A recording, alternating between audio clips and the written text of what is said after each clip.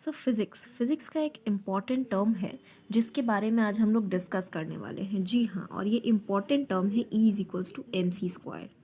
What, ये E is equals to m c square आखिर होता क्या है? तो E जो है एनर्जी को रिप्रेजेंट करता है, M मास को, और जो C है the speed of light represent करता है। ठीक है, तो जब बाकी सारे साइंटिस्ट यूनिवर्स की स्टडी कर रहे थे तब अल्बर्ट आइंस्टाइन ने हमें 1905 में ये थ्योरी दिया था, E is equals to m c square का थ्योरी दिया था, जिसे हम लोग थ्योरी ऑफ रिलेटिविटी के नाम से जानते हैं। इस थ्योरी से पहले हम जानते थे कि ये जो मास होता है ये अलग क्वांटिटी है और ये अलग फॉर्म है, और ये एनर्जी जो है एक अलग फॉर्म है। लेकिन after this theory, the theory of relativity, हम ये समझ पाए हैं कि ये मास और एनर्जी एक दूसरे के ही फॉर्म्स हैं, एक दूसरे के ही दो अलग अलग स्वरूप है। लाइक एक कॉइन जिसका दो पहलू होता है, ये बिल्कुल उसी तरह मास एनर्जी एक दूसरे में जो क्या है इंटरचेंजेबल है। हम लोग मास को एनर्जी में चेंज कर सकते हैं, एनर्जी को मास में चेंज कर सकते हैं। यही होता है थियोरी ऑफ रिलेटिविटी।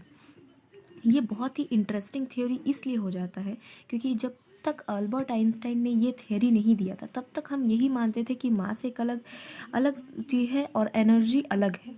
लेकिन आफ्टर दिस हम लोग ये समझ पाए हैं कि मास और एनर्जी एक दूसरे में इंटरचेंजेबल है, और हम लोग अपने कन्वीनियंस के हिसाब से मास और एनर्जी को एक दूसरे में चेंज कर सकते हैं। नेक्स्ट, इसके और एक इंटरेस्ट देखिए, अगर इसका एक एग्जांपल ले लेते हैं तो अगर हम लोग किसी भी चीज़ को चेंज करते हैं, लाइक कोई मास है, ठीक है, मास में अब अगर हम लोग बात करें तो एक हम लोग इलेक्ट्रॉन ले लेते हैं, ठीक है, एक एटम ले लेते हैं जिसमें इलेक्ट्रॉन, प्रोटॉन और न्यूट्रॉन है। उसके वैल्यूज़ को आप कैलकुलेट करिए, ठीक है। आपको जो एग्जैक्ट वैल्यू, सपोज 12 NeV है, तो उसका जो वैल्यू है आप अलग से उसका इलेक्ट्रॉन, प्रोटॉन और न्यूट्रॉन को वैल्यूज़ को कैलकुलेट करिए। जो एग्जैक्ट वैल्यू है वो थोड़ा डिफ़र करता है, तो वो जो डिफरेंस अमाउंट जो है ना, वो जो डिफरेंस अमाउंट उसका जो मास है ना, आखिर वो कहाँ पर डिफ़र कर जाता है? वो एनर्जी जो उन लोग की जो बाइंडिंग एनर्जी है ना, वो वहाँ पे चला जाता है। बाइंडिंग एनर्जी में उसका जो वो मास है वो वहाँ पे ख़त्म होता है। तो ये चीज़ जो है बहुत ही इंटरेस्टिंग है कि E is equals to m c square. ये इक्वेशन आपने बहुत जगह पे लिखा देखा होगा, बहुत सारे फिजिक्स क्लास के बैनर्स पे, इवन बहुत सारे लीवलेट, टेम्पलेट्स, बहुत सारी जगह पे।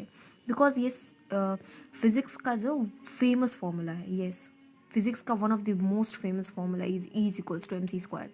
तो मुझे लगा आपको इस बारे में जानना चाहिए था, और अगर आपको और भी किसी इक्वेशन या फार्मूलाज के बारे में जानना है तो please comment. Thank you for watching.